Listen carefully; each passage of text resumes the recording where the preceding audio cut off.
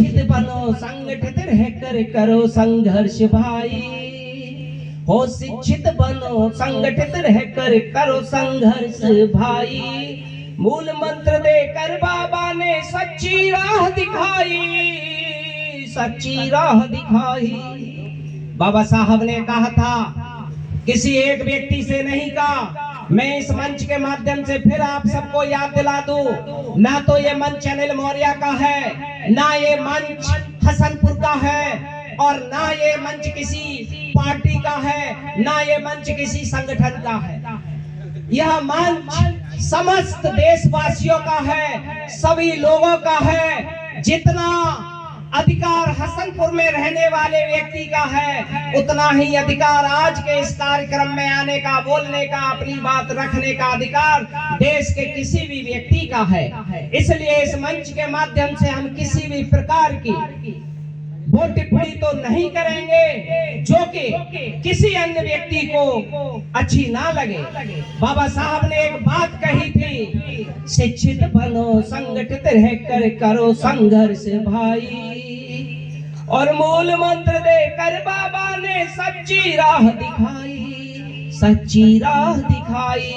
आज जो बाबा साहब ने 3 मूल मंत्र दिए थे वो सुन लीजिए क्या थे और उनका महत्वपूर्ण मुद्दा क्या था। बाबा साहब ने कहा था शिक्षित बनो।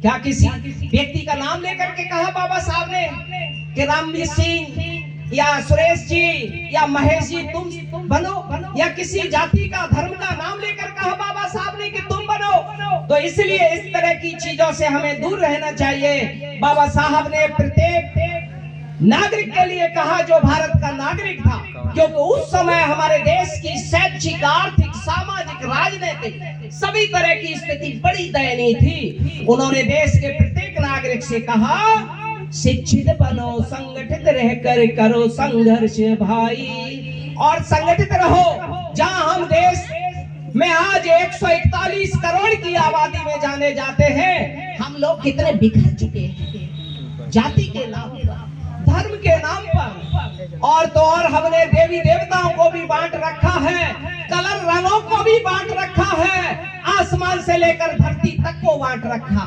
है। कोई चांद को पूजने की बात करता है, कोई सूर्य को पूजने की बात करता है, कोई कुछ कहता है, कोई कुछ कहता है। पर मैं ये कहता हूँ, देश के प्रत्येक नागरिक जो देश में रहता है वो आदि से लेकर अंत तक भारतीय है, भारतीय है और भारतीय है। इसीलिए आपस में लोगों ने बांट रखा है जाति के नाम पर, तो फिर संगठित कहां से रहेंगे। बाबा साहब का दूसरा मूल मंत्र था संगठित रहो।